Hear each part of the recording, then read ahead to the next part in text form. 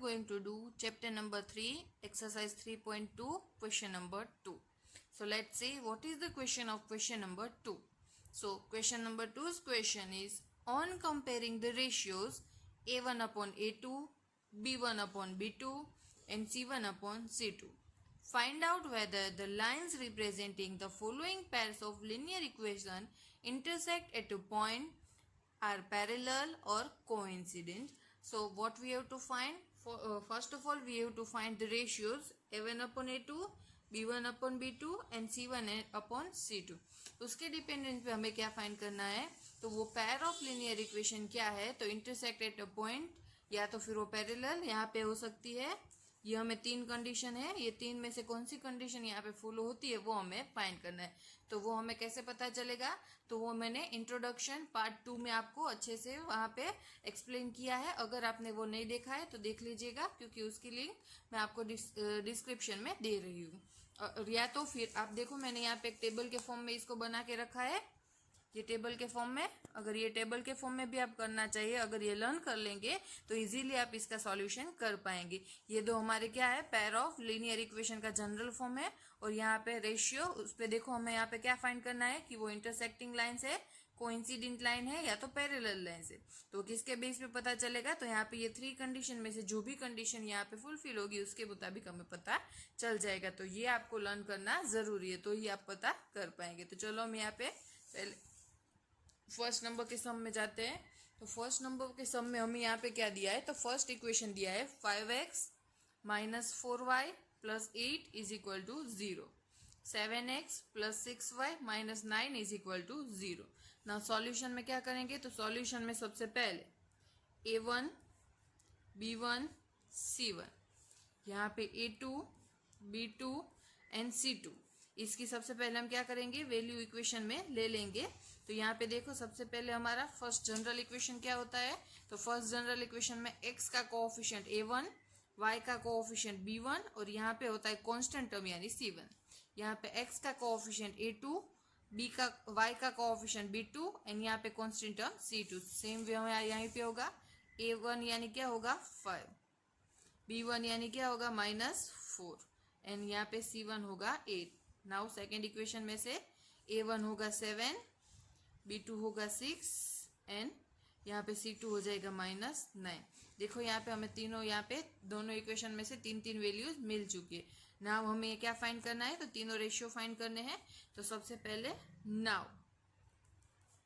A1 upon A2, A1 क्या है? 5 upon A2 क्या है? 7।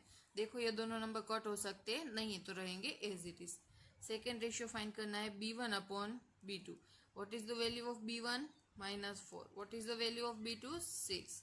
यहाँ पे कट हो सकता है, 2 2 ज़ा 4, 2 3 ज़ा 6, 2 2 कट, 2 अपॉन 3। अब देखो यहाँ पे 4 की साइन कैसी थी? माइनस, तो यहाँ पे आएगा माइनस। और लास्ट रेशियो कौन सा फाइंड करना है हमें?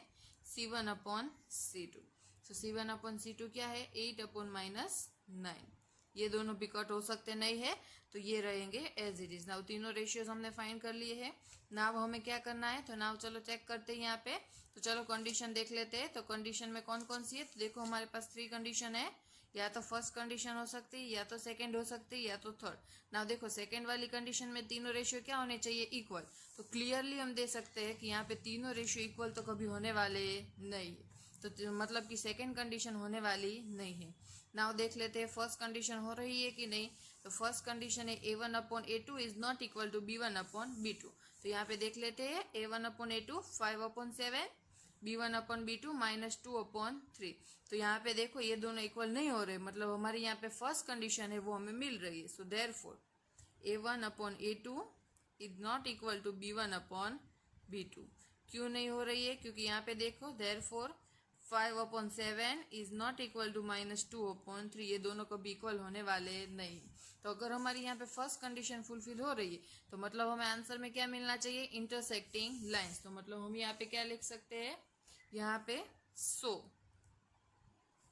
The lines representing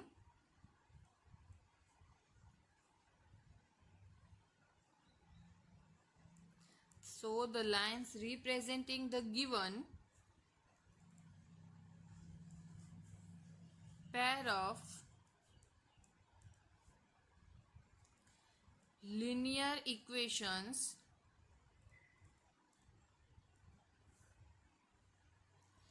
intersect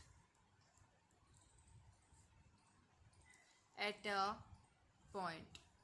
at a point यानी एक ही पॉइंट पे इंटरसेक्ट करने वाला है. एट अ पॉइंट पे यानी एक ही पॉइंट पे इंटरसेक्ट करेगा, मतलब उसका आंसर क्या हो सकता है? Unique solution. तो यहाँ से हमें पता चल जाएगा. तो आपको यहाँ से पता चल गया होगा कि ये आपके लिए बहुत इंपॉर्टेंट है.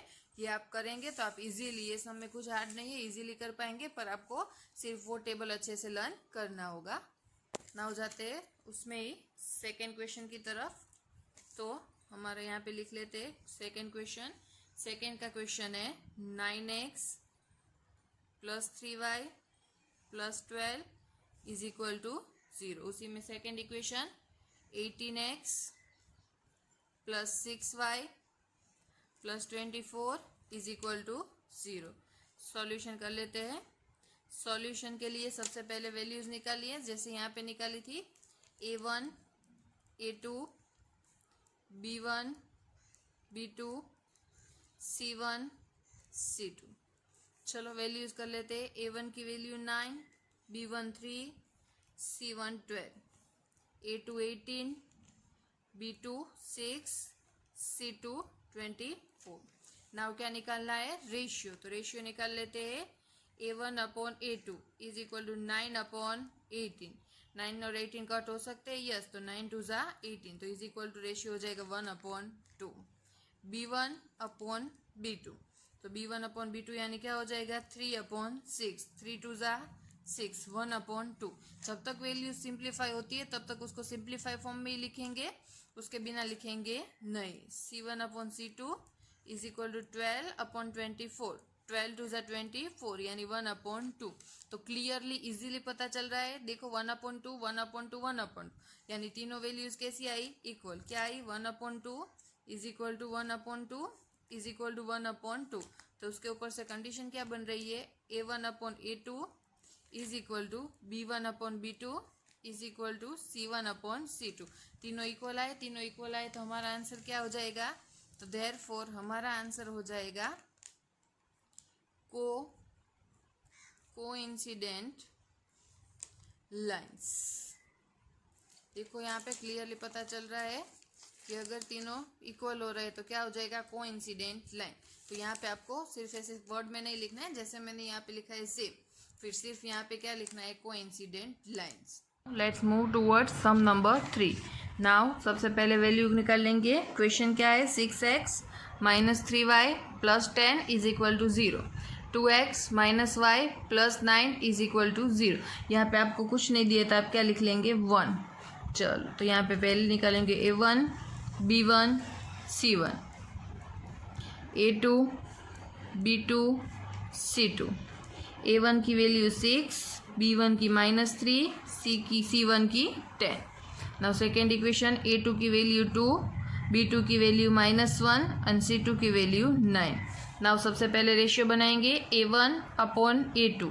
सो a1 अपॉन a2 सो हो जाएगा 6 अपॉन 2. तो 6 अपॉन 2 2 3 जा 6 तो हो जाएगा 3 अपॉन में कुछ नहीं बचा तो 1.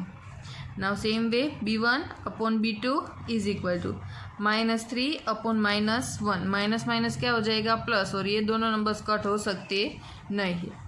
लास्ट में हो जाएगा c1 upon c2. c1 upon c2 में क्या है? तो यहाँ पे आ जाएगा 10 अपॉन 9. तो 10 अपॉन 9 देखो कट नहीं हो सकता तो ये रहेगा एज इट इज़. तो हम इजीली यहाँ पे देख सकते हैं कि हमारे दो रेशियो इक्वल आए 3 upon 1 3 upon 1, but third ratio equal नहीं है. तो मतलब यहाँ पे क्या हो रहा है? 3 upon 1 is equal to 3 upon 1 is not equal to, वो इक्वल नहीं हो रहा है. किससे इक्वल नहीं हो रहा है? 10 अपॉन 9 से. तो मतलब यहाँ पे कंडीशन क्या बन रही है? a1 upon a2 is equal to b1 upon b2 is not equal to c1 upon c2. मतलब ये कंडीशन. और अगर ये कंडीशन हम देखें हमारे टेबल में तो ये कंडीशन कहाँ पे हो रही है? तो ये कंडीशन हो रही है थर्ड नंबर में. और तो उसका आंसर क्या होना चाहिए? पैरेलल. जैसे मैंने फर्स्ट नंबर के सम में लिखा था वैसे आपको पूरे सेंटेंस के साथ लिखना है, बट हमारा आंसर यहाँ पे हो रहा है पैरेलल लाइन्स.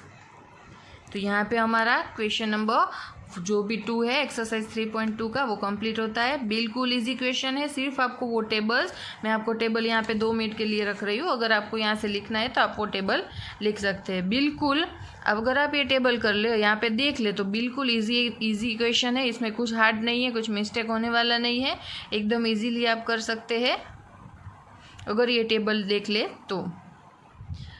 अगर आप मेरे चैनल पे नए आए हैं तो इस चैनल को सब्सक्राइब करना बिल्कुल ना भूलें। लाइक कीजिए सारे वीडियोस, कमेंट कीजिए, अपने फ्रेंड्स के साथ शेयर कीजिए, बेल आइकन प्रेस कीजिए ताकि सारे वीडियोस की अपडेट आपको सबसे पहले मिल जाए। Thank you for watching this video.